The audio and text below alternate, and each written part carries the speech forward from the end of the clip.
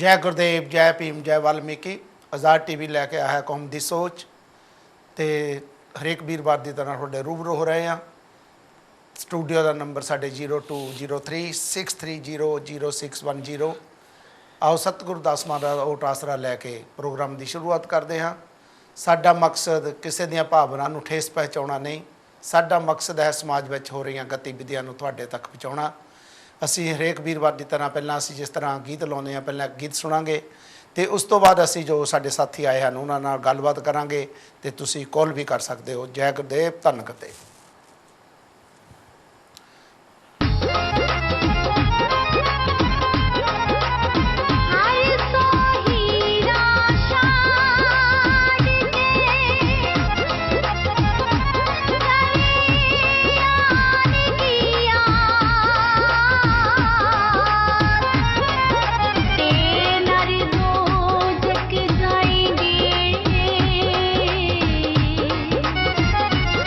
सत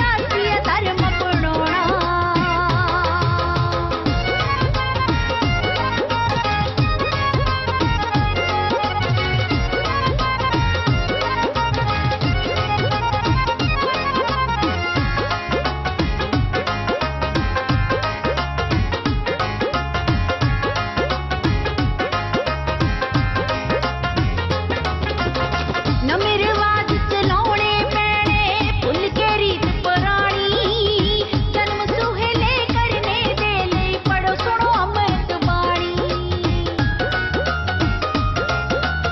ਨਵੇਂ ਰਿਵਾਜ ਚਲਾਉਣੇ ਪੈਣੇ ਭੁੱਲ ਕੇ ਰੀਤ ਪੁਰਾਣੀ ਜਨਮ ਸੁਹੇਲੇ ਕਰਨੇ ਦੇ ਲਈ ਪੜੋ ਸੁਣੋ ਅੰਮ੍ਰਿਤ ਬਾਣੀ ਡਰਨਾ ਨਹੀਂ ਕਿਸੇ ਦੇ ਕੋਲੋਂ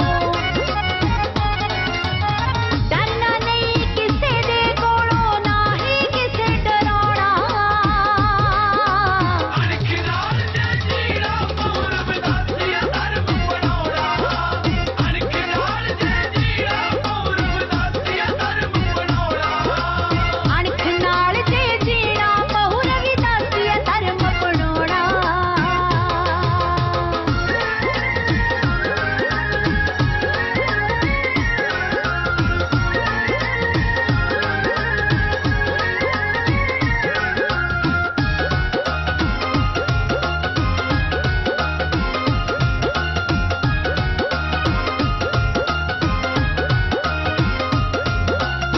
ਰਵਿਦਾਸੀਆ ਧਰਮ ਤਾਂ ਦੁਨੀਆ ਦੇ ਵਿੱਚ ਕਰ ਤਰੱਕੀ ਮਹਿੰਦਰ ਸੰਧੂ ਦੇਖ ਕੇ ਦੁਨੀਆ ਹੋ ਜੋ ਹੱਕੀ ਬੱਕੀ ਰਵਿਦਾਸੀਆ ਧਰਮ ਤਾਂ ਦੁਨੀਆ ਦੇ ਵਿੱਚ ਕਰ ਤਰੱਕੀ ਮਹਿੰਦਰ ਸੰਧੂ ਦੇਖ ਕੇ ਦੁਨੀਆ ਹੋ ਜੋ ਹੱਕੀ ਬੱਕੀ ਰਮੇਸ਼ ਕਲੇਰ ਹੁਣ ਰਲ ਕੇ ਸਾਨੂੰ ਰਮੇਸ਼ ਕਲੇਰ ਹੁਣ ਰਲ ਕੇ ਸਾਨੂੰ ਪੈਣਾ ਜ਼ੋਰ ਲਗਾਉਣਾ ਅਣਖ ਨਾਲ ਜੇ ਜੀਣਾ ਪੂਰਬ ਦਾਸੀਆ ਧਰਮ ਬਣਾਉਣਾ ਅਣਖ ਨਾਲ ਜੇ ਜੀਣਾ ਪੂਰਬ ਦਾਸੀਆ ਧਰਮ ਬਣਾਉਣਾ ਅਣਖ ਨਾਲ ਜੇ ਜੀਣਾ ਬਹੁ ਰਵਿਦਾਸੀਆ ਧਰਮ ਬਣਾਉਣਾ ਅਣਖ ਨਾਲ ਜੇ ਜੀਉਣਾ ਪਉ ਰਵਿਦਾਸੀਆ ਧਰਮ ਅਪਣਾਉਣਾ। ਤੇ ਤੁਸੀਂ ਬਲਵੀਰ ਰਾਗਣੀ ਦਾ ਗੀਤ ਜਿਹੜਾ ਸੁਣਿਆ ਆ ਤੇ ਇੱਕ ਦੋ ਅਨਾਉਂਸਮੈਂਟਾਂ ਵੀ ਮੈਂ ਕਰਦਾ ਚੱਲਾਂ। 6 ਜੂਨ ਅਗਲੇ ਹਫਤੇ ਤੋਂ ਜਿਹੜਾ ਇਹ ਪ੍ਰੋਗਰਾਮ ਆ 7 ਤੋਂ 8 ਵਜੇ ਜਿਹੜਾ ਨਾਰਮਲ ਟਾਈਮ ਸੀ ਉਸ ਟਾਈਮ ਦੇ ਉੱਤੇ ਹੋਇਆ ਕਰੇਗਾ। 7 ਤੋਂ 8 ਇੰਗਲੈਂਡ ਯੂਕੇ ਟਾਈਮ ਤੇ 8 ਤੋਂ 9 ਯੂਰਪ ਦਾ ਟਾਈਮ ਆ ਜਿਹੜਾ ਉਹ ਉਸ ਦੇ ਵਿੱਚ ਪ੍ਰੋਗਰਾਮ ਹੋਇਆ ਕਰੇਗਾ। ਤੇ ਸਾਡੇ ਅੱਜ ਹਰਬੰਸ ਲਾਲ ਸ਼ੌਂਕੀ ਜੀ ਵੈਨਕੂਵਰ ਗਏ ਹਨ ਜਿੱਥੇ ਸੰਤ ਰਾਮਾਨੰਦ ਮਹਾਰਾਜ ਦਾ ਸ਼ਹੀਦੀ ਸਮਾਗਮ ਮਨਾਇਆ ਜਾ ਰਿਹਾ ਹੈ। ਉੱਥੇ ਐਜ ਏ ਗੈਸਟ ਬਣ ਕੇ ਗਏ ਹਨ ਤੇ ਅਸੀਂ ਉਹਨਾਂ ਨੂੰ ਵੀ ਸ਼ੁਭ ਕਾਮਨਾ ਦਿੰਦੇ ਹਾਂ ਕਿ ਜਿਸ ਪ੍ਰੋਗਰਾਮ ਲਈ ਉਹ ਗਏ ਹਨ ਉਸ ਦੇ ਵਿੱਚ ਵੀ ਉਹ ਆਪਣੇ ਯੋਗਦਾਨ ਪਾ ਕੇ ਆਉਣ ਔਰ ਉੱਥੇ ਦੀ ਸਾਧ ਸੰਗਤ ਨੂੰ ਆਪਣੇ ਧਰਮ ਦੇ ਨਾਲ ਜੋੜ ਕੇ ਆਉਣ। ਤੇ ਹੁਣ ਮੇਰੇ ਨਾਲ ਸਾਡੇ ਖੱਬੇ ਹੱਥ ਰਵਿੰਦਰ ਚੌਹਾਨ ਜੀ, ਜੈ ਗੁਰਦੇਵ, ਜੈ ਭੀਮ ਜੀ। ਧੰਨ ਗੁਰਦੇਵ। ਤੇ ਉਹਨਾਂ ਦੇ ਨਾਲ ਮੇਰੇ ਵੀਰ ਡਾਕਟਰ ਸ਼੍ਰੀਕਾਂਤ ਬੋਰਕਰ ਜੀ, ਜੈ ਗੁਰਦੇਵ, ਜੈ ਭੀਮ। ਤੇ ਜਿਸ ਤਰ੍ਹਾਂ ਕਿ ਅਸੀਂ ਡਾਕਟਰ ਜੀ ਮੈਂ ਗੱਲ ਕਰਦਾ ਚੱਲਦਾ ਕਿ ਇਲੈਕਸ਼ਨ ਹੋਏ ਆ ਜਿਹੜੇ ਆ ਡੇਟਾਂ ਗਈਆਂ 19 ਤਰੀਕ ਦੀਆਂ, ਉਸ ਤੋਂ ਪਹਿਲਾਂ ਜੋ ਸਾਡੇ ਸਮਾਜ ਦੇ ਵਿੱਚ ਕੜੱਤਣ ਸੀ ਉਹ ਇੰਨੀ ਫੈਲ ਚੁੱਕੀ ਸੀ ਕਿ ਸਾਡੇ ਸਮਾਜ ਦੇ ਵਿੱਚ ਇੱਕ ਧਰਮ ਦੇ ਦੂਸਰੇ ਧਰਮ ਨੂੰ ਉੱਚਾ ਨੀਵਾਂ ਦਿਖਾਉਣ ਨਾਲ ਤੇ ਤੁਲੇ ਹੋਏ ਸਨ। ਚਾਹੇ ਉਹ ਕਿਸੇ ਦੀ ਵੀ ਗੱਲ ਕਰ ਲਈਏ, ਮੈਂ ਗੱਲ ਕਰੂੰਗਾ ਡੇਰਿਆਂ ਦੀ।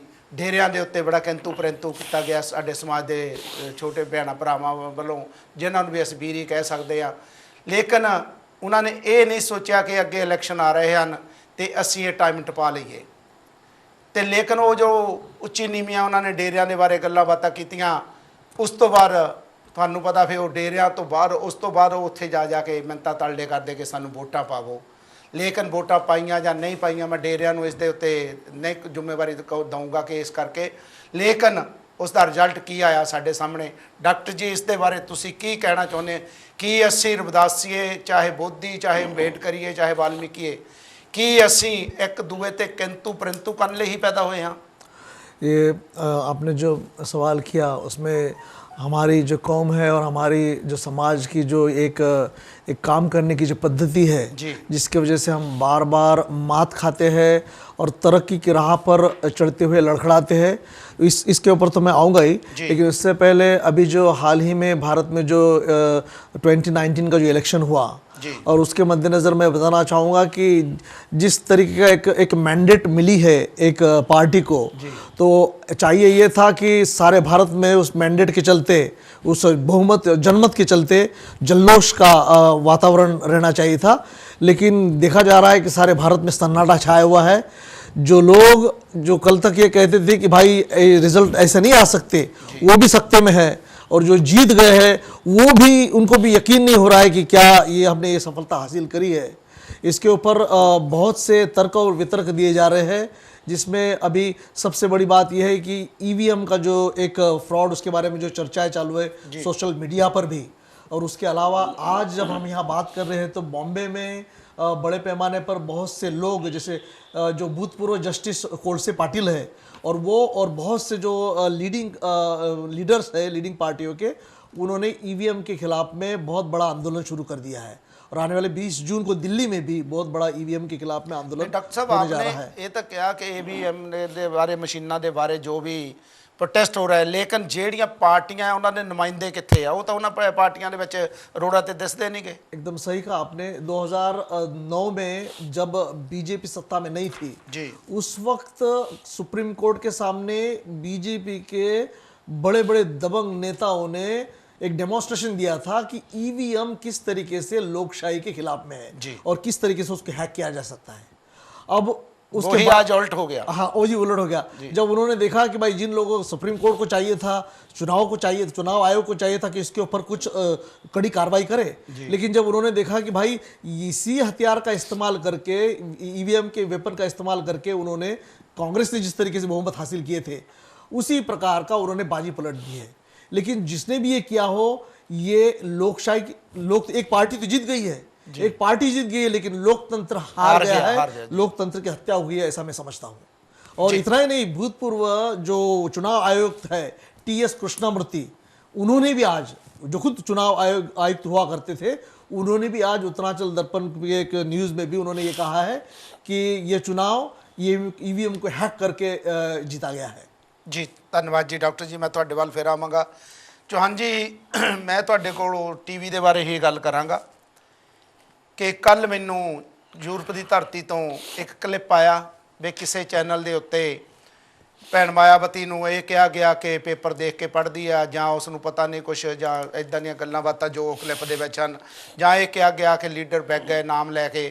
ਲੇਕਿਨ ਮੈਂ ਇੱਕ ਸਾਰਿਆਂ ਨੂੰ ਇਹ ਦੱਸਣਾ ਚਾਹੁੰਦਾ, ਭੈਣਾਂ ਭਰਾਵਾਂ ਨੂੰ ਮੈਂ ਬੇਨਤੀ ਕਰਨਾ ਚਾਹੁੰਦਾ, ਮੈਂ ਕਿਸੇ ਚੈਨਲ ਦਾ ਨਾਂ ਨਹੀਂ ਲੈ ਸਕਦਾ, ਨਾ ਮੈਂ ਕਿਸੇ ਚੈਨਲ ਦੀ ਇੱਥੇ ਬੈਠ ਕੇ ਗੱਲ ਕਰ ਸਕਦਾ, ਕਿਉਂ ਕਿ ਅਸੀਂ ਆਪਣਾ ਆਜ਼ਾਦ ਟੀਵੀ ਚਲਾ ਰਹੇ, ਅਸੀਂ ਆਪਣੀ ਗੱਲ ਕਰ ਸਕਦੇ ਆ। ਆਪਣੀ ਸਾਡੀ ਗੱਲ ਚੰਗੀ ਆ ਜਾਂ ਮਾੜੀ ਆ, ਉਹ ਤੁਸੀਂ ਸੁਣਨੀ ਆ ਜਾਂ ਨਹੀਂ ਸੁਣਨੀ, ਉਹਦੇ ਬਾਰੇ ਤੁਸੀਂ ਸਾਨੂੰ ਕੰਪਲੇਂਟ ਕਰ ਸਕਦੇ ਹੋ, ਕਿਉਂਕਿ ਮੈਂ ਕਿਸੇ ਹੋਰ ਚੈਨਲ ਦਾ ਹਿੱਸੇਦਾਰ ਨਹੀਂ ਹਾਂ। मैं सिर्फ है तो आज़ाद टीवी का हिस्सेदार आ। इसलिए जिसने भी मेरे वीर ने कोई क्लिप या कोई किंतु परंतु करना है किसी भी चैनल के उत्ते, वो मैनू लिखती रूप या मैनू कोई भी क्लिप ना भेजे। वो थोड़ी अपनी मर्जी है, थोड़ी अपनी राय है कि तुसी उसके बारे की गल करना चाहते हो, तुसी उन्होंने सीधी गल कर सकते हो। चौहान जी, तुसी इस बारे की कहना चाहते, क्योंकि असीं पहला तो कह चुके हैं इस बारे। हाँ सब तो पहला तो आज़ाद टीवी 726 इकाई ते सारे भैनों भरा देखने वाले जय गुरदेव, धन गुरदेव, जय भीम, जय भारत। दूसरे चैनल की गल करन तो पहला मैं एक दो गल्लां तुहाडे सारे रूबरू होना चाहुंदा जी कि आज़ाद टीवी ਚੱਲਦਿਆਂ ਨੂੰ ਹੁਣ ਕਾਫੀ ਸਮਾਂ ਹੋ ਗਿਆ ਜੀ। ਅਸੀਂ ਚਾਹੁੰਦੇ ਹਾਂ ਕਿਉਂਕਿ ਸਾਡੇ ਤੁਹਾਡੇ ਭੈਣਾਂ ਭਰਾਵਾਂ ਦਾ ਬਹੁਤ ਸਾਰਾ ਹੁੰਗਾਰਾ ਸਾਡੇ ਨਾਲ ਆ ਰਿਹਾ ਹੈ ਜੀ। ਸਾਡੀ ਕੋਸ਼ਿਸ਼ ਹੈ ਵੀ ਕਮਿਊਨਿਟੀ ਦੇ ਵਿੱਚ ਕੋਈ ਦੁੱਖ ਸੁੱਖ ਹੁੰਦੇ ਅਸੀਂ ਧਾਰਮਿਕ ਮਰਿਆਦਾ ਦੇ ਨਾਲ ਮਰਿਆਦਾ ਦੇ ਵਿੱਚ ਰਹਿ ਕੇ ਸਾਰੇ ਭਰਾ ਇਕੱਠੇ ਹੋ ਕੇ ਇੱਕ ਦੂਜੇ ਨਾਲ ਸ਼ੇਅਰ ਕਰੀਏ। ਕੋਈ ਚਾਹੇ ਭਾਰਤ ਦੇਸ਼ ਵਿੱਚ ਕੋਈ ਗੱਲ ਹੁੰਦੀ ਹੈ, ਦੁਨੀਆ ਦੇ ਕਿਸੇ ਕੋਨੇ ਦੇ ਵਿੱਚ ਸਾਡੇ ਦੇ ਕਿਸੇ 'ਤੇ ਵੀ ਕੋਈ ਤਸ਼ੱਦਦ ਹੁੰਦਾ ਹੈ, ਅਸੀਂ ਚਾਹੁੰਦੇ ਹਾਂ ਵੀ ਉਸ ਨੂੰ ਇੱਕ ਲਾਈਮਲਾਈਟ ਕੀਤਾ ਜਾਵੇ, ਸ਼ੇਅਰ ਕੀਤਾ ਜਾਵੇ ਤਾਂ ਕਿ ਅਸੀਂ ਵਧੀਆ ਸਮਾਜ ਬਣਾਈਏ। ਅਸੀਂ ਹੁਣ ਤੁਹਾਨੂੰ ਦੱਸਣਾ ਚਾਹੁੰਦੇ ਵੀ ਕੋਈ ਵੀ ਅਸੀਂ ਆਜ਼ਾਦ ਟੀਵੀ ਨੂੰ ਹੁਣ ਅੱਗੇ ਲੈ ਕੇ ਜਾਣਾ ਚਾਹੁੰਦੇ ਹਾਂ ਜੀ। ਤੁਹਾਡੇ 'ਚ ਕੋਈ ਵੀ ਭੈਣ ਭਰਾ, ਸੱਜਣ ਮਿੱਤਰ, ਰਿਸ਼ਤੇਦਾਰ ਇਹਦੇ ਵਿੱਚ ਹਿੱਸੇਦਾਰੀ ਪਾਉਣਾ ਚਾਹੁੰਦਾ, ਕੋਈ ਵਧੀਆ ਪ੍ਰੋਗਰਾਮ ਦੇਣਾ ਚਾਹੁੰਦਾ ਹੈ, ਕੋਈ ਆਪਣੀ ਜਿਹੜੀ ਕਿ ਐਕਸਪਰਟਿਜ਼ ਦਿਖਾਉਣਾ ਚਾਹੁੰਦਾ ਹੈ, ਕਮੇਟੀ ਦੇ ਵਿੱਚ ਆਉਣਾ ਚਾਹੁੰਦਾ, ਕਮੇਟੀ ਦੇ ਵਿੱਚ ਵੀ ਬਣਾ ਰਹੇ ਅਸੀਂ। ਹਾਂਜੀ, ਅਸੀਂ ਕਮੇਟੀ ਦੀ ਗੱਲ ਆ ਰਿਹਾ ਕਿ ਉੱਦਾਂ ਵੀ ਵੈਸੇ ਕੋਈ ਵੀ ਸਾਡੇ ਯੰਗਸਟਰ ਹਨ ਉਹ ਇੱਕ ਹਿੱਸੇਦਾਰੀ ਪਾਉਣਾ ਚਾਹੁੰਦੇ। ਉਹਦੇ ਨਾਲ ਅਸੀਂ ਜਿਹੜੀ ਕਿਸ ਨੂੰ ਅੱਗੇ ਲੈ ਕੇ ਜਾਣਾ ਚਾਹੁੰਦੇ ਉਹਦੇ ਵਿੱਚ ਅਸੀਂ ਚਾਹੁੰਦੇ ਹਾਂ ਵੀ ਸਾਡੇ ਨਾਲ ਬਹੁਤ ਸਾਰੇ ਸੱਜਣ ਮਿੱਤਰ, ਐਕਸਪੀਰੀਅੰਸ ਵਾਲੇ, ਐਕਸਪਰਟਿਜ਼ ਯੰਗਸਟਰ ਆਉਣ। ਅਸੀਂ ਤਾਂ ਕਿ ਅਸੀਂ ਪਹਿਲਾਂ 2-4 ਜਣੇ ਕਰ ਰਹੇ ਸੀ ਕੰਮ, ਅਸੀਂ ਚਾਹੁੰਦੇ ਇੱਕ ਬਹੁਤ ਸੋਹਣਾ ਭਾਈਚਾਰਾ ਰਲ ਕੇ ਅੱਗੇ ਲੱਗੇ ਜਾਈਏ। ਤੁਸੀਂ ਦੇਖਦੇ ਹੋ ਸਾਡੀ ਕੋਸ਼ਿਸ਼ ਹੈ ਪਹਿਲਾਂ ਅਸੀਂ 1 ਘੰਟਾ ਪ੍ਰੋਗਰਾਮ ਚੱਲਦੇ ਸੀ, ਹੁਣ ਤੁਸੀਂ ਇਹ ਆਪਣੇ ਫੇਸਬੁੱਕ ਤੇ ਆਜ਼ਾਦ ਟੀਵੀ 726 ਮੇਰਾ ਖਿਆਲ ਰਾਤ ਨੂੰ ਫੇਸਬੁੱਕ ਤੇ ਵੀ ਚੜ੍ਹ ਜਾਂਦਾ ਹੈ, ਉਹ ਵੀ ਤੁਸੀਂ ਲਾਈਵ ਦੇਖ ਸਕਦੇ ਹੋ। ਇਸ ਕਰਕੇ ਅਸੀਂ ਚਾਹੁੰਦੇ ਵੀ ਇਸ ਨੂੰ ਅਸੀਂ ਕਿਸ ਤਰੀਕੇ ਦੇ ਨਾਲ ਅੱਗੇ ਲੈ ਕੇ ਜਾਈਏ। ਜਿੱਥੇ ਤੱਕ ਤੁਸੀਂ ਦੂਸਰੇ ਚੈਨਲ ਦੀ ਗੱਲ ਕੀਤੀ ਆ ਜੀ, ਇੱਥੇ ਬੈਠ ਕੇ ਸਾਡਾ ਕੋਈ ਜੇ ਕੋਈ ਦੱਸਦਾ ਹੈ ਗੱਲਬਾਤ ਕਰਦਾ, ਅਸੀਂ ਉਹਦੇ ਬਾਰੇ ਕੋਈ ਗੱਲ ਨਹੀਂ ਕਰ ਸਕਦੇ। ਸਾਡਾ ਕੋਈ ਹੱਕ ਨਹੀਂ ਕਿਸੇ ਦੇ ਵੀ, ਕੋਈ ਧਰਮ, ਕਿਸੇ ਦਾ ਕੋਈ ਮਜ਼ਹਬ ਜਾਂ ਕੋਈ ਕੀ ਕਰਦਾ ਕਿਸ ਤਰੀਕੇ ਨਾਲ ਕਰਦਾ, ਮੇਰਾ ਕੋਈ ਹੱਕ ਨਹੀਂ। ਅਸੀਂ ਟੀਵੀ ਤੇ ਬਹਿ ਕੇ ਖਾਸ ਤੌਰ ਤੇ ਮੀਡੀਆ ਰਾਹੀਂ ਕਿਸੇ ਨੂੰ ਕੰਡੈਮ ਨਹੀਂ ਕਰ ਸਕਦੇ। ਅਸੀਂ ਉਹਨੂੰ ਇੱਕ ਆਪਣੇ ਤੌਰ ਤੇ ਅਸੀਂ ਇੱਕ ਕੰਸਟਰਕਟਿਵ ਅਸੀਂ ਕੋਈ ਦਲੀਲ ਜਾਂ ਕੋਈ ਇਹੋ ਜਿਹੀ ਗੱਲ ਕਰ ਸਕਦੇ ਹਾਂ, ਨਾ ਕਿ ਅਸੀਂ ਜੇ ਕੋਈ ਵੀ ਸੱਜਣ ਮਿੱਤਰ ਕਿ ਚਾਹੇ ਮਾਇਆਵਤੀ ਹਨ, ਚਾਹੇ ਮੋਦੀ ਜੀ ਹਨ, ਚਾਹੇ ਰਾਹੁਲ ਜੀ ਹਨ, ਉਹ ਆਪਣਾ ਪੋਲੀਟੀਕਲੀ ਤੌਰ ਤੇ ਆਪਣਾ ਕੰਮ ਕਰ ਰਹੇ ਹਨ। ਸਾਡਾ ਕੋਈ ਹੱਬ ਨਹੀਂ। ਅੱਜ ਜਿੱਥੇ ਤੱਕ ਹੁਣ ਤੁਸੀਂ EVM ਦੀ ਪੋਲੀਟੀਕਲ ਜੋ ਸਟਰਕਚਰ ਚੱਲਿਆ ਹੈ ਉਹਦੇ ਵਿੱਚ ਕੋਈ ਸ਼ੱਕ ਨਹੀਂ, ਇਹ ਗੱਲਾਂ ਧਾਂਦਲੀਆਂ ਹੋ ਰਹੀਆਂ ਹਨ। ਪਰ ਹੁਣ ਅਸੀਂ ਕਹਿ ਰਹੇ ਹਾਂ, ਇਹ ਪਹਿਲਾਂ ਵੀ ਅਸੀਂ ਇਸੇ ਚੈਨਲ ਤੋਂ 3-4 ਮਹੀਨੇ ਇਹ ਗੱਲ ਕਹੀ ਸੀਗੀ ਵੀ ਭੈਣੋ ਤੇ ਭਰਾਵੋ ਅੱਜ ਤੁਸੀਂ ਸੰਭਲ ਜਾਓ।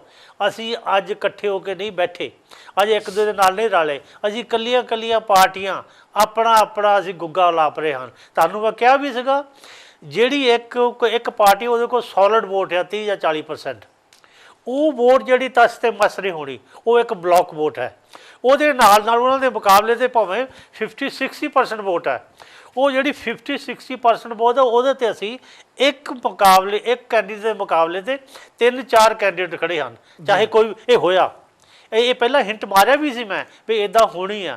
ਤੁਸੀਂ ਇਹ ਦੇਖ ਲਓ, ਜੇ ਇੱਕ ਪਾਰਟੀ ਦੇ ਉਹਦੇ ਮੁਕਾਬਲੇ ਤੇ ਜੇ ਕਿਸੇ ਨੂੰ 2 ਲੱਖ ਵੋਟ ਪਈ, ਜਿਹੜੀ ਦੂਸਰੇ 4 ਲੱਖ ਵੋਟ ਸੀ ਉਹ 4-5 ਦੇ ਹਿੱਸੇ ਵਿੱਚ ਵੰਡੀ ਗਈ, ਉਹ ਡਿਵਾਈਡ ਹੋ ਗਈ। ਇਸੇ ਕਰਕੇ ਮਾਰ ਖਾਂਦੇ ਆ, ਪਹਿਲਾਂ ਮਾਰ ਖਾਂਦੇ ਆਏ ਵੀ ਆ। ਜੇ ਅਸੀਂ ਹੁਣ ਵੀ ਨਾ ਸੰਭਲੇ, ਇਸੇ ਤਰ੍ਹਾਂ ਅਸੀਂ ਧੱਕੇ ਖਾਵਾਂਗੇ ਜੀ।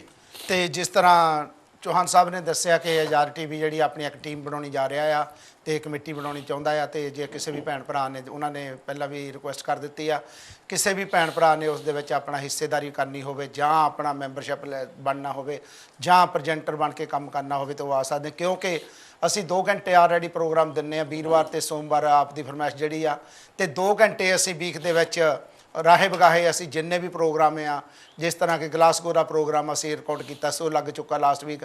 ਫਿਰ ਅਸੀਂ ਸਾਊਥ ਹਾਲ ਦਾ ਆ, ਉਹ ਲੱਗ ਚੁੱਕਾ। ਹੁਣ ਇਸ ਵੀਕੇ ਜਿਹੜਾ ਚੜ੍ਹਦੀ ਵੀਕੇ 'ਚ ਜਿਹੜਾ ਆ ਗਲਾਸਗੋ ਦਾ ਜਿਹੜਾ ਸਤਿਗੁਰੂ ਦਾਸ ਮਹਾਰਾਜ ਦਾ ਪ੍ਰੋਗਰਾਮ ਜਿਹੜਾ ਆ, ਸੰਤ ਮਹਾਰਾਜ ਆਏ ਸਨ ਬੱਲਾਂ ਵਾਲੇ, ਉਹ ਪ੍ਰੋਗਰਾਮ ਅਗਲੇ ਹਫ਼ਤੇ ਲੱਗੇਗਾ। ਇਸ ਤਰ੍ਹਾਂ ਅਸੀਂ 4 ਘੰਟੇ ਜਿਹੜੇ ਆ ਉਹ ਵੀਕ ਦੇ ਵਿੱਚ ਅਸੀਂ ਹਾਇਰ ਕਰਦੇ ਹਾਂ। ਤੇ ਜੇ ਕਿਸੇ ਵੀ ਭੈਣ ਭਰਾ ਨੇ ਆਪਣੇ ਨਾਲ ਆਉਣਾ ਹੋਵੇ, ਤੇ ਨਾਲ ਦੀ ਨਾਲ ਇੱਕ ਮੈਂ ਹੋਰ ਗੱਲ ਕਹਿਣੀ ਚਾਹੁੰਦਾ ਕਿ ਜਿੰਨੇ ਵੀ ਸਾਡੇ ਰਾਈਟਰ ਹਨ, ਜੇ ਕਿਸੇ ਵੀ ਮੇਰੇ ਭੈਣ ਭਰਾ ਨੇ ਕੋਈ ਆਜ਼ਾਦ ਟੀਵੀ ਤੇ ਗੀਤ ਲਿਖਣਾ ਹੋਵੇ, ਵਧੀਆ ਤੋਂ ਵਧੀਆ ਲਿਖ ਕੇ ਸਾਨੂੰ ਭੇਜੇ, ਅਸੀਂ ਉਹਨੂੰ ਇਨਾਮ ਦੇਵਾਂਗੇ। ਉਹਦੀ ਹੌਸਲਾ ਅਫਜ਼ਾਈ ਦੇ ਲਈ ਉਸ ਨੂੰ ਕੋਈ ਖਰਚਾ ਵਰਚਾ ਵੀ ਦਿੱਤਾ ਜਾਵੇਗਾ। ਜੇ ਵੀ ਮੇਰੇ ਕਿਸੇ ਭੈਣ ਭਰਾ ਨੇ ਆਜ਼ਾਦ ਟੀਵੀ ਲਈ ਕੋਈ ਗੀਤ ਲਿਖ ਸਕਦਾ ਹੈ ਤੇ ਉਹ ਸਾਡੇ ਲਈ ਸਾਡੇ ਨਾਲ ਸੰਪਰਕ ਕਰ ਸਕਦਾ ਹੈ, ਤੇ ਮੇਰੇ ਟੈਲੀਫੋਨ ਨੰਬਰ ਸਾਰਿਆਂ ਕੋਲ ਹਨ, ਤਾਂ ਕਿ ਅਸੀਂ ਜਦੋਂ ਆਪਣਾ ਟੀਵੀ ਚਲਾਈਏ ਤੇ ਆਜ਼ਾਦ ਟੀਵੀ ਦੇ ਉਹਦੇ ਉੱਤੇ ਗੀਤ ਚੱਲਣ ਤੇ ਜਾਣੀ ਹੋਰ ਵੀ ਸੋਹਣਾ ਲੱਗੇਗਾ। ਤੇ ਗੱਲ ਇਹ ਫਿਰ ਬਾਰ-ਬਾਰ ਇਹ ਆ ਰਹੀ ਆ ਕਿ ਡਾਕਟਰ ਸਾਹਿਬ, ਜਦੋਂ ਕਿਸੇ ਵੀ ਰਵਿਦਾਸੀਏ ਨੂੰ ਹੱਕ ਨਹੀਂ ਕਿਸੇ ਬੋਧੀ ਦੇ ਉੱਤੇ ਕਿੰਤੂ ਪਰੰਤੂ ਕਰੇ, ਤੇ ਨਾ ਹੀ ਹੈ ਬੋਧੀਆਂ ਨੂੰ ਹੈ ਕਿ ਕਿਸੇ ਰਵਿਦਾਸੀਏ ਤੇ ਕਿੰਤੂ ਪਰੰਤੂ ਕਰੇ, ਜਦੋਂ ਕਿ ਸਾਡੇ 2 ਧਰਮ ਵੱਖਰੇ ਹਨ। ਰਵਿਦਾਸੀਆ ਵੱਖਰਾ ਧਰਮ ਹੈ, ਬੁੱਧਿਸਟ ਧਰਮ ਜਿਹੜਾ ਵੱਖਰਾ ਹੈ। ਬੋਧੀਆਂ ਨੂੰ ਬੁੱਧ ਧਰਮ ਮੁਬਾਰਕ, ਰਵਿਦਾਸੀਆਂ ਨੂੰ ਰਵਿਦਾਸੀ ਧਰਮ ਮੁਬਾਰਕ। ਲੇਕਿਨ ਕੱਲ੍ਹ ਇੱਕ ਆਡੀਓ ਜਿਹੜੀ ਆ ਫੇਸਬੁੱਕ ਤੇ ਜਾਂ ਵਟਸਐਪ ਤੇ ਚੱਲਦੀ ਆ, ਬੜੀ ਗਲਤ ਆ, ਜਿਸ ਵੀ ਮੇਰੇ ਵੀਰ ਨੇ ਪਾਈ ਆ। ਇੱਕ ਪਾਸੇ ਤੋਂ ਵੀਰ ਆਪਣੇ ਆਪ ਨੂੰ ਖੁੱਲ੍ਹ ਕੇ ਬੋਲ ਰਿਹਾ ਆ, ਸਾਰੇ ਰਵਿਦਾਸੀਆਂ ਦੇ ਬਰਖਲਾਫ ਜਾਂ ਹੋਰ ਜੋ ਵੀ ਆ ਉਹ ਬੋਲੀ ਬੋਲਦਾ ਆ, ਤੇ ਦੂਸਰੇ ਪਾਸੇ ਇਹ ਨਾਲ ਕਹਿ ਰਿਹਾ ਆ ਵੀ ਤੁਹਾਨੂੰ ਤੁਹਾਡੇ ਬੱਚਿਆਂ ਦੀ ਕਸਮ, ਤੁਹਾਡੇ ਮਾਂ ਪਿਓ ਦੀ ਕਸਮ, ਇਹ ਜਿਹੜੀ ਆਡੀਓ ਗਾਹ ਨਹੀਂ ਜਾਣੀ ਚਾਹੀਦੀ। ਜੇ ਤੇਰੇ 'ਚ ਇੰਨੀ ਹਿੰਮਤ ਆ, ਜੇ ਇੰਨੀ ਬੋਲਣ ਦੀ ਹਿੰਮਤ ਆ, ਤੇ ਫਿਰ ਤੂੰ ਆ ਸੌਹਾਂ ਜਿਹੜੀਆਂ ਖਿਲਾਉਣਾ, ਫਿਰ ਸੌਹਾਂ ਫਿਰ ਤੂੰ ਪਾਈ ਕਾਹਦੇ ਸੌਹਾਂ ਖਿਲਾ ਰਿਹਾ ਵੀ ਆ ਜਿਹੜੀ ਫੇਸਬੁੱਕ ਤੇ ਆ ਇਹ ਅੱਗੇ ਨਾ ਜਾਵੇ।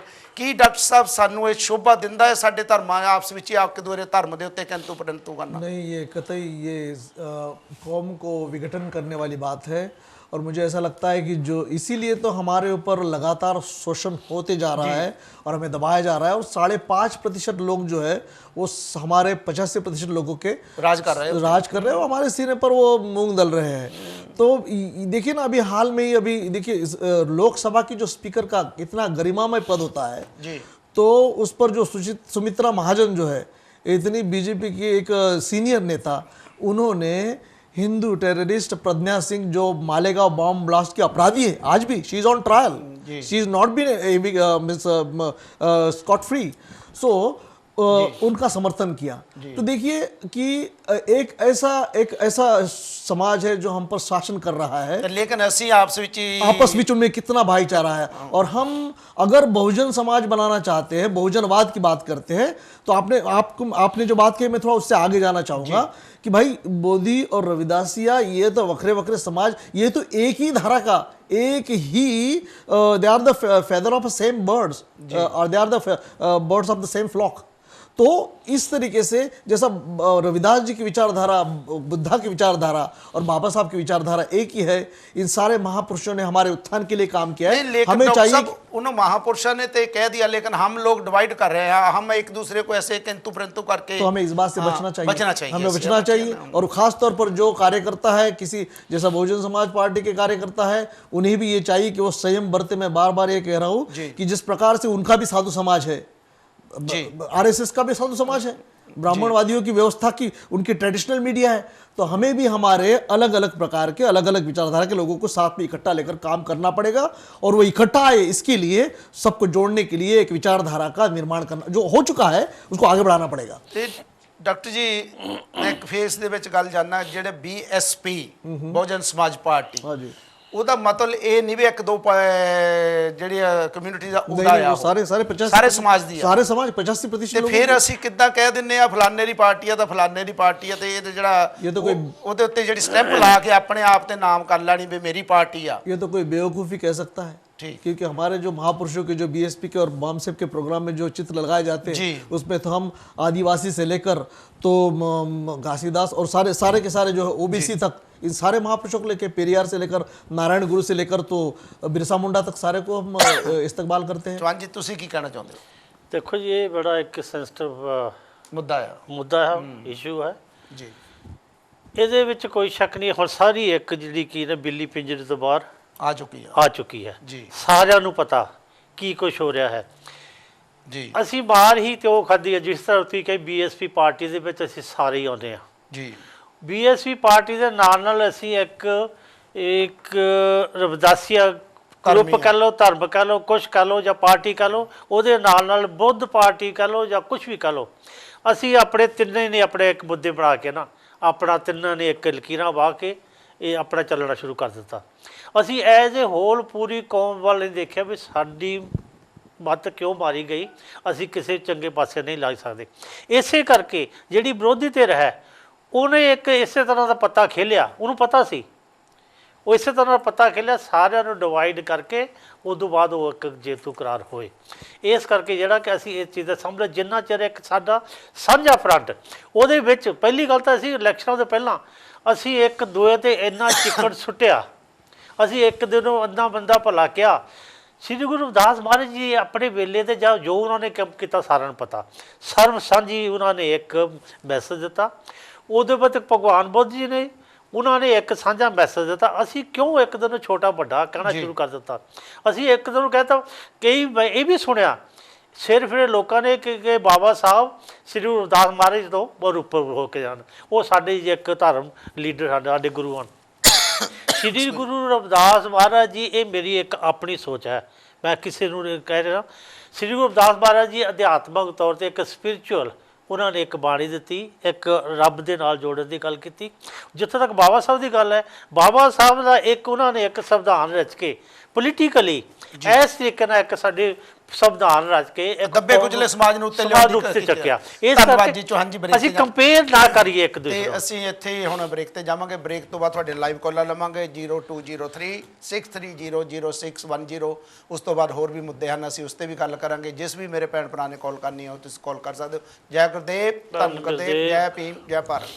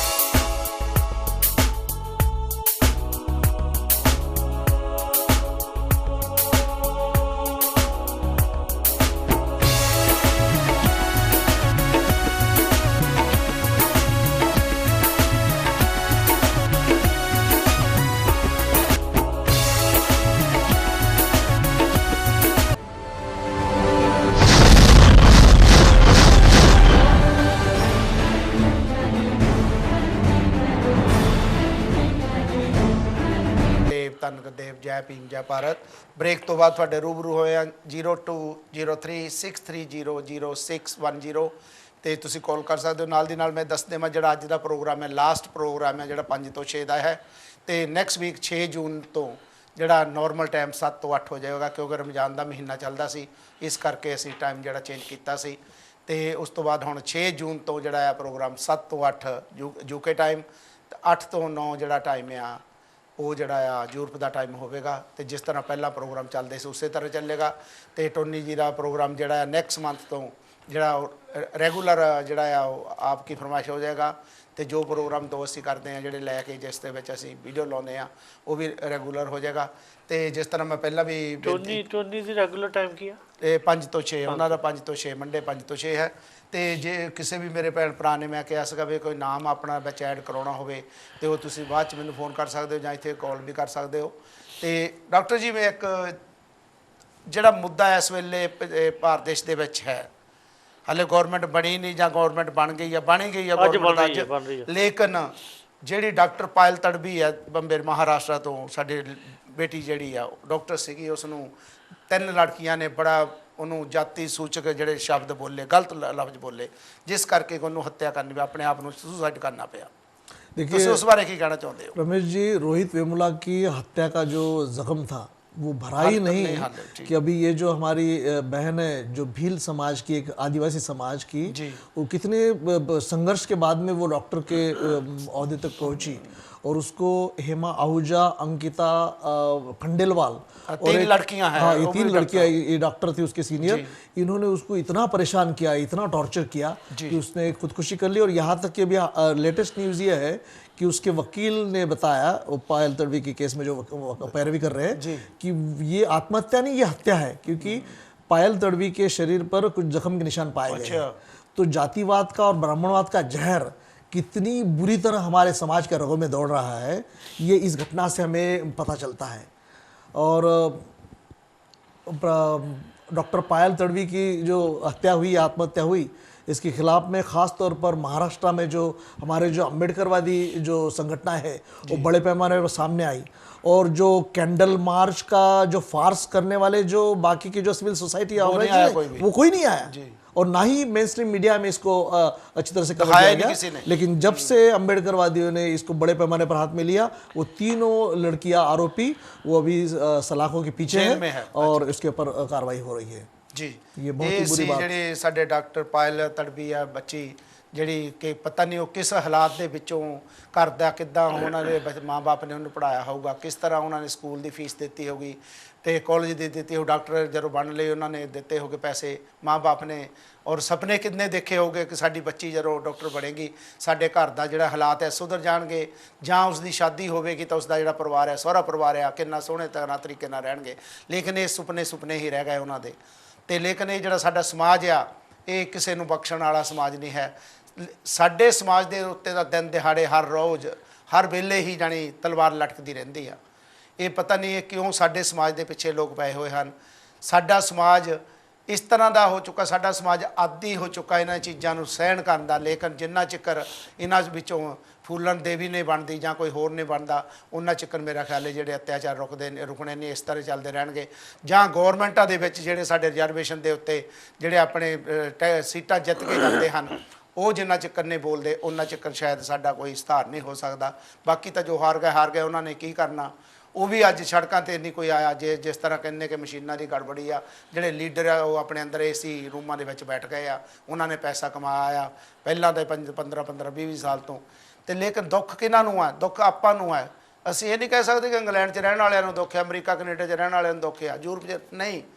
ਭਾਈਚਾਰੇ ਕਰਕੇ ਸਾਨੂੰ ਦੁੱਖ ਹੈ। ਆਪਣਾ ਖੂਨ ਬਲੱਡ ਜਿਹੜਾ ਆ ਉੱਥੇ ਉਹ ਉਬਾਲਾ ਖਾਂਦਾ ਇੱਥੇ ਬੈਠਿਆਂ ਦਾ, ਕਿ ਸਾਡੇ ਭੈਣਾਂ ਭਰਾਵਾਂ ਨਾਲ ਇਹ ਤਸ਼ੱਦਦ ਕਿੰਨਾ ਚਿਰ ਹੁੰਦੇ ਰਹੇਗਾ। ਸਦੀਆਂ ਤੋਂ ਸਾਡੇ ਬਜ਼ੁਰਗ ਜਿਹੜੇ ਆ ਇਹ ਪਹਿਲਾਂ ਤਸ਼ੱਦਦ ਸਹਿੰਦੇ ਰਹੇ, ਲੇਕਿਨ ਅੱਜ ਫੇਰ ਉਹੀ ਹਾਲਾਤ ਸਾਡੇ ਬਣਦੇ ਜਾ ਰਹੇ ਹਨ। ਹਾਂਜੀ ਚੌਹਾਨ ਜੀ। ਦੇਖੋ ਜੀ, ਇਹਦੇ ਵਿੱਚ ਕੋਈ ਸ਼ੱਕ ਨਹੀਂ ਜੀ, ਇਹ ਜਿਹੜੀ ਆ ਲੜਕੀ ਦੀ ਤੁਸੀਂ ਘਟਨਾ ਦੱਸੀ ਆ, ਇਹ ਤੋਂ ਪਹਿਲਾਂ ਵੀ ਬਹੁਤ ਸਾਰੀਆਂ ਘਟਨਾ ਹੋਈਆਂ ਜੀ। ਇੱਦਾਂ ਦੇ ਇੰਸੀਡੈਂਟ ਹੋਏ। ਤੁਸੀਂ ਦੇਖ ਲਓ, ਪਹਿਲੀ ਵਾਰੀ ਸੁਪਰੀਮ ਕੋਰਟ ਦੇ 4-5 ਜਸਟਿਸ ਨੇ ਓਪਨਲੀ ਬੈਠ ਕੇ ਉਹਨਾਂ ਨੇ ਆਪਣੇ ਕਈ ਫੈਸਲੇ ਦਿੱਤੇ ਵੀ ਕੀ ਕੁਝ ਹੋ ਰਿਹਾ ਕੀ ਨਹੀਂ।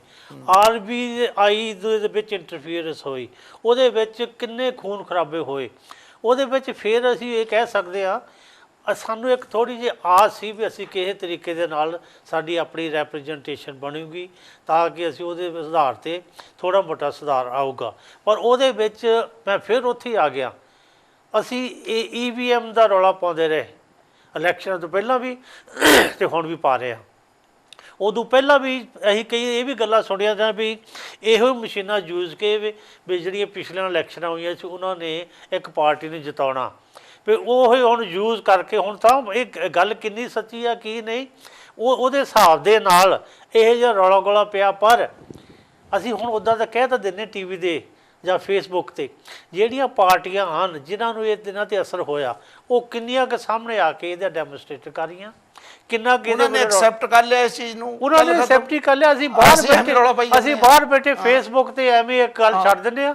ਅਸੀਂ ਜਿੱਥੇ 4 ਬੰਦੇ ਇਕੱਠੇ ਹੋਏ ਆ ਅਸੀਂ ਆਪਣੇ ਆਪ ਨੂੰ ਐਵੇਂ ਤੱਪੀ ਜਾਂਦੇ ਜੀ ਇਹ ਹੋ ਗਿਆ ਜੀ ਇਹ ਕਿਉਂ ਹੋਇਆ ਜੀ ਕੀ ਦੁਖੀ ਹੋ ਰਹੇ ਅਸੀਂ ਦੁਖੀ ਆਪ ਹੋ ਰਹੇ ਆ। ਉਹ ਕਈ ਇਹ ਜਿਹੜੀਆਂ ਗੱਲਾਂ ਗਲਤ ਵੀ ਆ, ਕਈ ਸ਼ੋਸ਼ੇ ਵੀ ਛੱਡੇ ਜਾਂਦੇ ਆ। ਤੁਸੀਂ ਇਹ ਗੱਲ ਮੈਨੂੰ ਪਤਾ ਨਹੀਂ ਕਿੰਨੀ ਕੁ ਸੱਚ ਆ।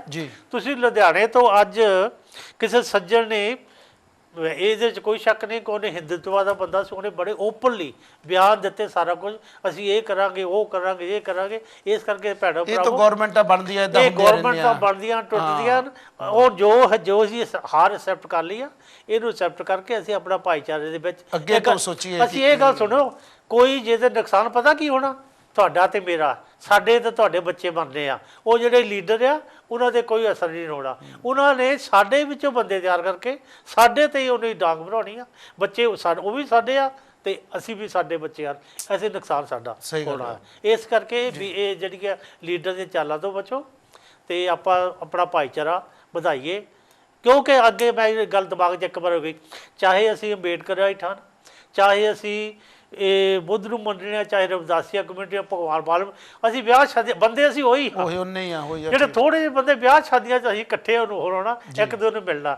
ਅਸੀਂ ਕਾਹਤੋਂ ਆਪਣਾ ਭਾਈਚਾਰਾ ਖਰਾਬ ਕਰੀਏ ਇਸ ਚੀਜ਼ ਤੋਂ ਡਾਕਟਰ ਜੀ ਤੁਸੀਂ ਕੀ ਕਹਿਣਾ ਚਾਹੁੰਦੇ ਆ ਕਿ ਜਿਹੜਾ ਸਾਡਾ ਸਮਾਜ ਆ, ਕਹਿੰਦੇ ਤਾਂ ਬਹੁਤ ਪੀਰ ਪੈਗੰਬਰ ਗੁਰੂ ਵੀ ਚੱਲ ਗਏ, ਸਾਡੇ ਮਹਾਂਪੁਰਸ਼ ਵੀ ਚੱਲ ਗਏ, ਲੇਕਿਨ ਆਪਾਂ ਤਾਂ ਮਾੜੇ ਸੁਝਾਅ ਹੀ ਦੇ ਸਕਦੇ ਆ ਕਿ ਅਸੀਂ ਇਕੱਠੇ ਅਸੀਂ ਕਹਿੰਦੇ ਆ ਇਕੱਠੇ ਨਹੀਂ ਲੇਕਿਨ ਅਸੀਂ ਇਕੱਠੇ ਹੈਗੇ ਆ, ਕਹਿੰਦੇ ਵੀ ਆ। ਜੇ ਕੱਲ ਸਾਡੀ ਪਾਰਟੀ ਜਿੱਤੀ ਦੀ ਅਸੀਂ ਕਹਿਣਾ ਇਕੱਠੇ ਆ, ਅੱਜ ਨਹੀਂ ਜਿੱਤੀ ਤਾਂ ਕਹਿੰਦੇ ਅਸੀਂ ਇਕੱਠੇ नहीं। ਇਹਦਾ रीज़न ਕੀ ਆ, ਕੀ ਵਿੱਚ ਕੀ ਆ, ਭੇਦ ਕੀ ਆ ਇਸ ਦੇ ਵਿੱਚ? देखिए मुझे ऐसा लगता है कि किसी भी लोकतंत्र में, किसी भी डेमोक्रेसी में वहाँ की जनता की जागरूकता बहुत बड़े पैमाने पर मायने रखती है।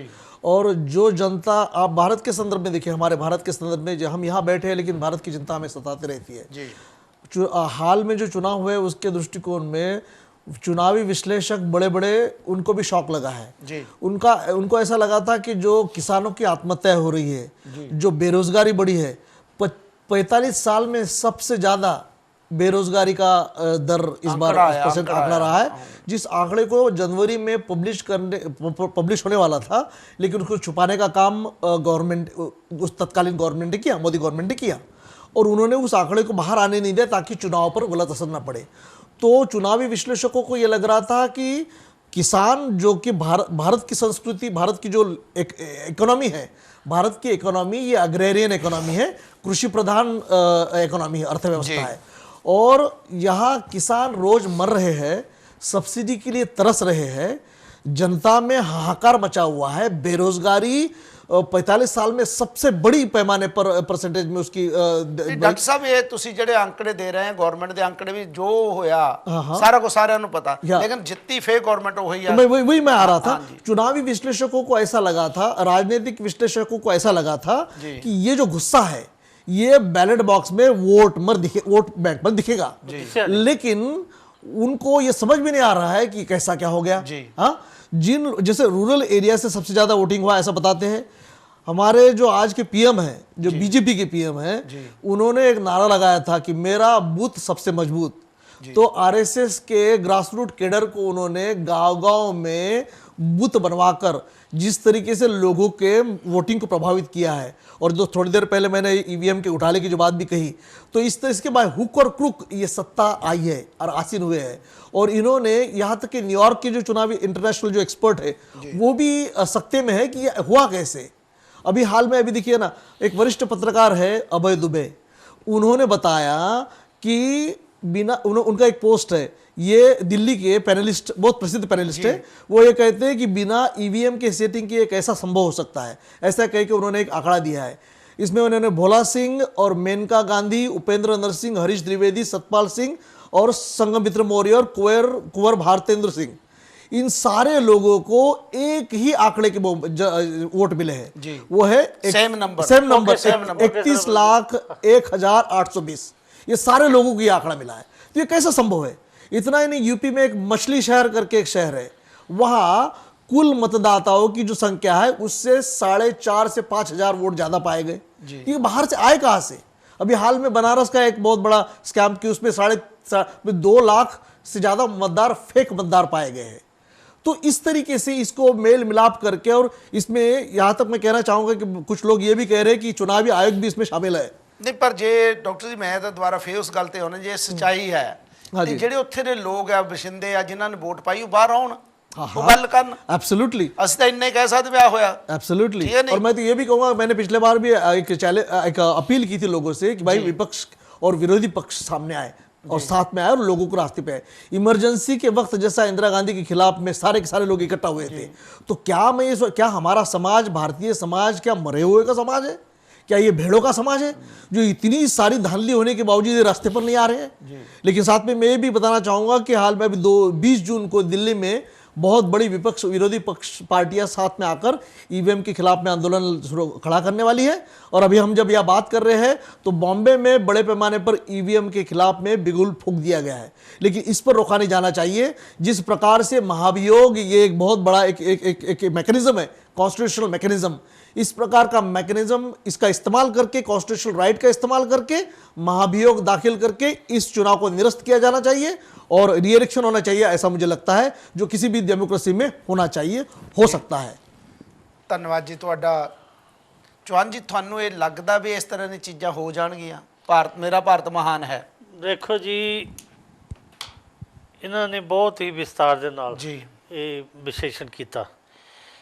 ਲੱਗ ਰਿਹਾ, ਸਾਰੇ ਕਹਿ ਰਿਹਾ ਵੀ ਈਵੀਐਮ ਦੇ ਕਪਲਾ ਹੋਇਆ, ਜਿਸ ਤਰ੍ਹਾਂ ਇਹਨਾਂ ਨੇ ਫਿਗਰ ਦੱਸੀ ਆ ਵੀ ਕਿਤੇ ਵੋਟਾਂ ਹੀ ਜ਼ਿਆਦਾ ਪੈ ਗਈਆਂ। ਜੀ, ਇਹ ਸ਼ੱਕ ਪੈਂਦੀ ਹੈ, ਇਹਦੇ ਵਿੱਚ ਕੋਈ ਸ਼ੱਕ ਨਹੀਂ। ਪਹਿਲੀ ਗੱਲ ਤਾਂ ਉਹਨਾਂ ਨੇ ਇਸ ਵੇਲੇ ਜਿਹੜੀ ਪ੍ਰੈਜ਼ੈਂਟ ਸਰਕਾਰ ਆ, ਉਹਨਾਂ ਨੇ ਕਿਸਾਨਾਂ ਦਾ ਮੁੱਦਾ ਨਹੀਂ ਉਠਾਇਆ, ਬੇਰੁਜ਼ਗਾਰੀ ਦਾ ਮੁੱਦਾ ਨਹੀਂ ਉਠਾਇਆ, ਹੋਰ ਵੀ ਜਿਹੜੇ 15 ਲੱਖ 20 ਲੱਖ ਦੀ ਗੱਲ ਕਰ ਰਹੇ ਸੀ ਉਹ ਮੁੱਦਾ ਨਹੀਂ ਉਠਾਇਆ। ਜਿਹੜੇ ਯੰਗਸਟਰ ਨੂੰ ਉਹਨਾਂ ਨੇ ਇਹੋ ਜਿਹਾ ਇੱਕ ਜਿਹੜੀ ਕੀ ਹੈ ਨਾ, ਉਹ ਚੁੰਬਕ ਉਹਨਾਂ ਦੇ ਦਿਮਾਗ 'ਚ ਪਾਇਆ, ਉਹਨਾਂ ਨੂੰ ਬਿਲਕੁਲ ਹੀ ਕਰ ਦਿੱਤਾ। ਬਾਕੀ ਜਿੰਨੇ ਵੀ ਸਾਡੇ ਮੈਂ ਤਾਂ ਆਪਣੇ ਭੈਣਾਂ ਭਰਾਵਾਂ ਨੂੰ ਕਹਿੰਦਾ, ਚਾਹੇ ਉਹ ਇਹ ਬੋਧੀ ਹਨ, ਚਾਹੇ ਆਪਣੇ ਰਵਿਦਾਸੀ ਹਨ, ਚਾਹੇ ਭਗਵਾਨ ਵਾਲਮੀਕੀ ਦੇ ਪੈਰੋਕਾਰ ਹਨ, ਸਾਰਿਆਂ ਨੂੰ ਇਕੱਠੇ ਹੋ ਕੇ ਇੱਕ ਇਹੋ ਜਿਹਾ ਫਰੰਟ ਬਣਾ ਕੇ, ਇਹ ਪ੍ਰੈਸ਼ਰ ਗਰੁੱਪ ਬਣਾ ਕੇ, ਜਿੰਨੇ ਵੀ ਸਾਡੇ ਉੱਥੇ ਸਾਰੇ ਇੰਟਲੈਕਚੁਅਲ ਹਨ, ਸਾਰਾ ਜਿਹੜੇ ਕਿ ਸੁਪਰੀਮ ਕੋਰਟ ਦੇ ਜੱਜ ਜਿਨ੍ਹਾਂ ਨੇ ਧਰਨਾ ਲਾਇਆ ਸੀ, ਸਵੀਚਾਂ ਦਿੱਤੀਆਂ, ਇਹਨਾਂ ਲੋਕਾਂ ਨੇ ਸਾਰਿਆਂ ਨੂੰ ਬਾਹਰ ਆ ਕੇ, ਜੇ ਸਾਡੇ ਜਨਤਾ ਨੂੰ ਬਚਾਉਣਾ, ਨਹੀਂ ਤਾਂ ਮਾਹੌਲ ਜੇ ਇਸ ਤਰ੍ਹਾਂ ਰਿਹਾ, ਸਾਡਾ ਮਾਹੌਲ ਇਸ ਤਰ੍ਹਾਂ ਖਰਾਬ, ਇੰਟਰਨੈਸ਼ਨਲੀ ਮਾਹੌਲ ਖਰਾਬ ਹੋ ਜਾਊਗਾ। ਕਿਉਂਕਿ ਸਾਡੇ ਲੋਕ ਬਾਹਰ ਵੀ ਬੈਠੇ ਹਨ, ਉਹਨਾਂ ਲੋਕਾਂ ਦੇ ਵਿੱਚ ਵੀ ਰੋਹ ਹੈ, ਉਹਨਾਂ ਲੋਕਾਂ ਦੇ ਵਿੱਚ ਵੀ ਗੁੱਸਾ ਹੈ। ਇਸ ਕਰਕੇ ਇਹੋ ਜਿਹਾ ਸਾਂਝਾ ਫਰੰਟ ਬਣਾ ਕੇ ਸਾਰੇ ਇੰਟਲੈਕਚੁਅਲ ਇਕੱਠੇ ਹੋ ਕੇ ਸੁਪਰੀਮ ਕੋਰਟ ਵਿੱਚ ਇਹੋ ਜਿਹੀ ਰਿਟ ਦਾਇਰ ਹੋਣੀ ਚਾਹੀਦੀ ਹੈ। ਜੇ ਸੱਚੀ ਇਹ ਏਬੀਐਮ ਦਾ ਸਾਰਿਆਂ ਨੂੰ ਸ਼ੱਕ ਹੈ, ਜੇ ਸੱਚੀ ਇਹ ਗੱਲ ਸਹੀ ਆ, ਇਸ ਕਰਕੇ ਅਸੀਂ ਡੈਮੋਕ੍ਰੇਸੀ 21ਵੀਂ ਸਦੀ ਦੇ ਵਿੱਚ ਰਹਿ ਰਹੇ ਹਾਂ। ਸਾਡਾ ਕੋਈ ਜੰਗਲ ਰਾਜ ਨਹੀਂ, ਪਰ ਜੰਗਲ ਰਾਜ ਜੇ ਰੂਲ ਬਣਾ ਦਿੱਤਾ, ਉਹਨੂੰ ਤੋਂ ਅਸੀਂ ਕਿੱਦਾਂ ਨਿਕਲਣਾ, ਉਹਨੂੰ ਕਿੱਦਾਂ ਚੈਲੰਜ ਕਰਨਾ, ਇਹ ਜਨਤਾ ਦੀ ਕਚਹਿਰੀ ਦੇ ਵਿੱਚ ਅਸੀਂ ਇੱਕ ਸੁਜੈਸਟ ਕਰ ਰਹੇ ਹਾਂ। ਸਾਰੇ ਭੈਣਾਂ ਭਰਾਵਾਂ ਨੂੰ ਇੱਕ ਅਸੀਂ ਆਪਣੀ ਰਾਏ ਦੇ ਰਹੇ ਹਾਂ, ਬਾਕੀ ਕਰਨਾ ਤੁਸੀਂ ਹੈ। ਅਸੀਂ ਜਿੰਨੇ ਜੋਗੇ ਹਾਂ ਤੁਹਾਡੇ ਨਾਲ ਇਹ ਸਾਂਝ ਮਿੱਤਰ ਕਰਕੇ ਆਪਣੇ ਟੀਵੀ ਰਾਹੀਂ, ਆਜ਼ਾਦ ਟੀਵੀ ਰਾਹੀਂ, ਇਸ ਕੌਮ ਦੀ ਸੋਚ ਵਿੱਚ ਅਸੀਂ ਇੱਕ ਤੁਹਾਡੇ ਨਾਲ ਸਾਰੀਆਂ ਗੱਲਾਂ ਸਾਂਝੀਆਂ ਕਰਦੇ ਰਵਾਂਗੇ ਜੀ। ਡਾਕਟਰ ਸਾਹਿਬ, ਦੁਬਾਰਾ ਫੇਰ ਗੱਲ ਮੁੱਦੇ ਦੇ ਉਸੇ ਤੇ ਆਉਂਦੀ ਆ ਕਿ ਇਹ ਕਿਸ ਤਰ੍ਹਾਂ ਹੋਇਆ, ਕਿਉਂ ਹੋਇਆ। ਹਾਂਜੀ, ਲੇਕਿਨ ਇਹ ਤੁਹਾਨੂੰ ਸਾਨੂੰ ਇੱਥੇ ਤਕਲੀਫ ਇੰਨੀ ਕਿਉਂ ਹੁੰਦੀ, ਉਹਨਾਂ ਲੋਕਾਂ ਨੂੰ ਕਿਉਂ ਨਹੀਂ ਹੁੰਦੀ ਜਿਨ੍ਹਾਂ ਨੇ ਵੋਟ ਪਾਈ ਜਾਂ ਨਹੀਂ ਪਈ, ਜਾਂ ਉਹ ਦੂਸਰੇ ਪਾਸੇ ਚੱਲ ਗਈ? देखिए साहब, एक जो साइकोलॉजी रहती है ना, सोशल साइकोलॉजी या पब्लिक साइकोलॉजी, तो आमतौर पे ऐसा कहा जाता है कि कोई भी आम आदमी 3 दिनों से ज़्यादा कोई बात को याद नहीं रखता, और रोज़मर्रा की ज़िंदगी में हैंड टू माउथ पोजीशन में जो बंदे रहते सही बात है। हैं, तो उनकी ऐसे कहते हैं कि लोगों की जो मेमोरी बड़ी कमज़ोर होती है। और दूसरी बात, एक और साइकोलॉजिकल मैकेनिज्म है जिसको NLP कहते हैं, न्यूरो लिंग्वल प्रोग्रामिंग। जी। जिस तरीके से किसी मूवी में जो नायक रहता है ना, वो जैसा हमको प्रभावित करता है, हाँ। तो खलनायक भी वैसा ही प्रभावित करता है। तो पूरे जैसा कि चौहान जी ने भी इस बात को अंडरलाइन किया कि किसानों की समस्या है, बेरोजगारी है सारी दुनिया की, और महंगाई है, और इतना ही नहीं, GST है और डिमोनेटाइजेशन का मार है। इसके बावजूद भी लोगों को, हमारे जो लोग हैं इंडिया के, देखिए आपने देखा होगा बाजीगर, जब रास्ते पे जब डुगडुगी बजाता है ना, तो उसके कुछ जमूरे वो जनता में खड़े रहते हैं, देखने वालों में खड़े रहते हैं। जमुरा नाचता है। हाँ हाँ। तो जिस तरीके से हमारे जो इतनी गरिमामय पद पर एक जो हमारे जो PM है, उन्होंने जिस प्रकार से रोना धोना और वो गंदी नाली के गैस से पकौड़े तलना, चाय बनाना, उसके बाद में वो आम किस तरीके से खाया जाए, और दूसरी बात ये कि वो जो बादल है ना, वो रडार को रोकते हैं, तो ये ऐसी बेहुदा और एकदम बहुत ही क्लमजी बातें करके लोगों का ध्यान आकर्षित करके रखा, उनका मनोरंजन करके रखा। और ये करते हुए ਤੁਹਾਡਾ ਕਹਿਣ ਦਾ ਮਤਲਬ ਹੈ कि झूठ बिकता, झूठ बिकता है। एब्सोल्युटली झूठ और ये बेवकूफाना हरकतें है। ये हरकतें इसलिए की गई, एक शेक्सपियर नाम का एक बहुत बड़ा नाटककार होके गया है, उसका एक नाटक है हैमलेट। वो हैमलेट का जो नायक है वो भी पागलों जैसी हरकतें करता है। तो उस दरबार का, जो राजा के दरबार का जो जोकर है ना, वो कहता है कि there is a method behind his madness.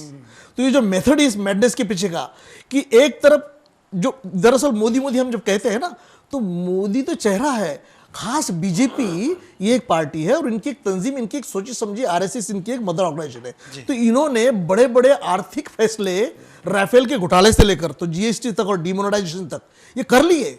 लोगों ने बड़े बड़े फ्रॉड करके सारे दुनिया में भाग गए, और इससे लोगों का ध्यान हटाया जा रहा है। ONGC से लेकर तो BSNL तक का उसका प्राइवेटाइजेशन करने के लिए, यानी किस तरीके से जो प्राइवेट जो पूंजीपति है उनको मजबूत करने का कार्यक्रम शुरू है, ताकि सत्ता ओलिगार्की की तरफ ली जा सके। अंग्रेजी में ओलिगार्की का मतलब होता है चुनिंदा समुदायों की अनिर्बंध सत्ता, उनके हाथ में सारे आर्थिक और राजनीतिक अधिकार रहते हैं। और अभी 2 दिन पहले का न्यूज़ है कि कम से कम 143 करोड़पति चुनकर गए हैं। नेहरू को गाली देते देते मोदी जी ने नेहरू के जैसा ही काम किया है। पहली जब संविधान बना, हमारी जब लोकसभा बनी, पहले लोकसभा में 5% ब्राह्मण, 5% जो कि ब्राह्मण या उच्च जाति के लोग जो है भारतीय लोक संख्या के, वो 65% उच्च जाति के लोग चुनकर चले ਸਾਡੇ गए। ਕੋਲ ਕਾਲ ਆਈ, ਲੈ ਲਈਏ। हाँ प्लीज ले लीजिए। हेलो जगदेव जी। हेलो हेलो जी। हेलो जगदेव जी।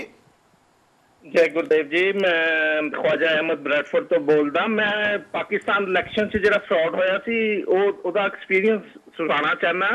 ਜਿਸ ਤਰ੍ਹਾਂ ਇਮਰਾਨ ਖਾਨ ਨੇ ਕਿਹਾ ਸੀ, ਜਦੋਂ ਨਵਾਜ਼ ਸ਼ਰੀਫ ਬੜੇ ਵੱਡੇ ਪੱਧਰ ਤੇ ਧਾਂਦਲੀ ਹੋਈ ਸੀ, ਤੇ ਉਹਨੇ ਕਿਹਾ ਸੀ 4-5 ਜਿਹੜੇ ਹੈਗੇ ਆ ਨਾ ਸੀਟ, ਉਹ ਏਰੀਆ ਉਹ ਖੋਲੋ ਇਲੈਕਸ਼ਨ। ਮਿਸਾਲ ਤੋਂ ਅਮੇਠੀ ਦੇ ਜਿੱਥੇ ਉਹਦਾ राहुल ਦਾ ਜੈਸੇ, ਹਾਂਜੀ ਜੀ ਤੇ ਉਹ 4-5 ਜਣ ਕੋ ਖੋਲਣ। ਤੇ ਬਾਕੀ ਮੈਂ ਅਮਰੀਕਨ ਇੱਕ ਦੋ ਟੈਕਨੀਸ਼ੀਅਨਾਂ ਨਾਲ ਮੇਰੀ ਗੱਲ ਹੋਈ ਹੈ, ਕਹਿੰਦੇ ਕਿ ਇੱਕ ਦੋ ਟੀਮ ਹੋਏ ਨਾ, ਕੋਈ ਯਾਨੀ ਕਿ ਤੁਸੀਂ 2-4 ਕਰੋੜ ਦਿਓ ਕੋਈ 100 ਬੰਦਿਆਂ ਨਾ, ਜਦੋਂ ਟ੍ਰਾਂਸਫਰ ਹੁੰਦੀ ਹੈ ਨਾ, ਟ੍ਰਾਂਸਫਰ ਕਰ ਦੇਣ ਟਰੱਕਾਂ ਤੇ ਮਸ਼ੀਨਾਂ, ਉਦੋਂ ਈਜ਼ੀਲੀ ਚਿੱਪਾਂ ਨਾਲ ਐਕਸਪੋਰਟ ਕੀਤਾ ਜਾ ਸਕਦਾ, ਬੜੀ ਈਜ਼ੀਲੀ ਚਿਪ ਕੱਢ ਕੇ ਚੇਂਜ ਕੀਤਾ ਜਾ ਸਕਦਾ, ਅੱਧੇ ਘੰਟੇ 'ਚ ਕੋਈ ਐਕਸਪਰਟ ਬੰਦਾ ਕਰ ਸਕਦਾ, ਤੇ ਇਹ ਕੀਤਾ ਜਾ ਸਕਦਾ। ਨਹੀਂ, ਕੀ ਤੁਹਾਡਾ ਕੀ ਖਿਆਲ ਹੈ? ਅਸੀਂ ਇਸ ਕੰਟਰੀ 'ਚ ਰਹਿੰਦੇ ਇਹਨਾਂ ਚੀਜ਼ਾਂ ਨੂੰ ਮੰਨਦੇ ਹਾਂ ਅਸੀਂ? ਚਲੋ, ਉਹਨਾਂ ਦੀ ਕਾਲ ਡ੍ਰੌਪ ਹੋ ਗਈ। ਲੇਕਿਨ ਦੇਖੋ, ਆਪੋ ਆਪਣੇ ਵਿਊ ਆ। ਕਿਸੇ ਨੇ ਕੀ ਕਹਿਣਾ ਮਸ਼ੀਨ 'ਚੋਂ ਚਿੱਪ ਕੱਢ ਲਈ, ਜਾਂ ਕਿਸੇ ਨੇ ਕਹਤਾ EVM ਚੇਂਜ ਕਰ ਦਿੱਤੀ, ਜਾਂ 2 ਲੱਖ ਕਰਿਆ ਜਾਂ 20 ਲੱਖ ਕਰਿਆ, ਕਹਿੰਦੇ ਗਾਇਬ ਆ ਮਸ਼ੀਨਾਂ। ਇੰਨੀਆਂ ਗਾਇਬ ਹੋਣ ਦੇ ਨਾਤੇ ਅਗਲਾ ਜਿੱਤ ਰਿਹਾ, ਤੇ ਉਹ ਮਸ਼ੀਨਾਂ ਨੂੰ ਲੱਭਣ ਵਾਲੇ ਕਿੱਥੇ ਗਏ? ਜਾਂ ਸਾਡੀਆਂ ਸਰਕਾਰਾਂ ਜਿਹੜੀਆਂ ਆ ਗੁੰਗੀਆਂ ਆ, ਜਾਂ ਸਾਡੇ ਜਿਹੜੇ ਅਫਸਰ ਗੁੰਗੇ ਆ, ਜਿਹੜੇ ਬੈਠੇ ਆ, ਜਾਂਦੇ ਆ, ਜਿਹੜੇ ਦੇਖਦੇ ਨਹੀਂ। ਲੇਕਿਨ ਇਹ ਸਾਨੂੰ ਆਪਣੇ ਆਪ 'ਤੇ ਸੋਚ ਆਉਂਦੀ ਆ ਕਿ ਅਸੀਂ ਇਹਨਾਂ ਚੀਜ਼ਾਂ ਨੂੰ, ਇਹ ਇੱਕ ਦੂਏ 'ਤੇ ਉਂਗਲ ਉਠਾਉਣ ਤੋਂ ਬਗੈਰ ਜੇ ਅਸੀਂ ਆਪਾਂ ਆਪ ਹੀ ਇਹ ਸੋਚੀਏ ਕਿ ਅਸੀਂ ਅੱਗੇ ਤੋਂ ਅਗਲਾ ਚਲੋ ਹੁਣ ਜੋ ਹੋ ਗਿਆ ਅੱਗੇ ਤੋਂ ਅਸੀਂ ਕੋਈ ਇਸ ਤਰ੍ਹਾਂ ਦਾ ਆਪਣਾ ਕੋਈ ਪੋਲੀਟੀਕਲ ਪਾਵਰ ਲੈ ਕੇ ਅੱਗੇ ਆਈਏ ਜਿਹਦੇ ਨਾਲ ਸਾਨੂੰ ਇਹ ਨਾ ਕੱਲ੍ਹ ਨੂੰ ਕਹਿਣਾ ਪਵੇ ਕਿ ਉਹ ਮਸ਼ੀਨਾਂ ਦਾ ਘਬਰਾ ਹੋ ਗਿਆ ਜਾਂ ਕਿਸੇ ਦੇ ਪੈਸੇ ਦੇ ਨਾਲ ਅਸੀਂ ਖਰੀਦੇ ਗਏ ਜਾਂ ਵਿਕ ਗਏ ਆ। ਇਹ ਤਾਂ ਸਾਡੀ ਆਪਣੀ ਸੋਚ ਹੋਣੀ ਚਾਹੀਦੀ ਹੈ ਵੀ ਅਸੀਂ ਕੀ ਕਰਨਾ ਚਾਹੀਦਾ ਹੈ। ਠੀਕ ਹੈ, ਗੌਰਮੈਂਟਾਂ ਕਰਦੀਆਂ ਹਨ, ਜਿੱਥੇ ਵੀ ਕਿਸੇ ਦੀ ਪਾਵਰ ਹੈ, ਪਿੰਡ ਦਾ ਸਰਪੰਚ ਆ ਉਹਦਾ ਮੁੰਡਾ ਨਹੀਂ ਮਾਣ ਹੁੰਦਾ, ਇਹ ਤਾਂ ਪ੍ਰਾਈਮ ਮਿਨਿਸਟਰ ਆ ਜਾਂ ਲੀਡਰ ਬੜੇ ਹਨ, ਉਹਨਾਂ ਨੇ ਵੀ ਤਾਂ ਇੱਦਾਂ ਦੇ ਘਪਲੇਬਾਜ਼ੀਆਂ ਕਰਨੀਆਂ ਹਨ। ਲੇਕਿਨ ਸਾਨੂੰ ਇਹ ਸੋਚਣਾ ਪਊਗਾ। ਹਾਂਜੀ ਦੇਖੋ ਜੀ, ਮੈਂ ਅੱਜ ਪ੍ਰੋਗਰਾਮ ਦੇਖ ਰਿਹਾ ਸੀਗਾ, ਇਹਦੇ ਵਿੱਚ ਜਨਤਾ ਦਾ ਸਾਡਾ ਆਪਣਾ ਵੀ ਕਸੂਰ ਹੈ ਜੀ।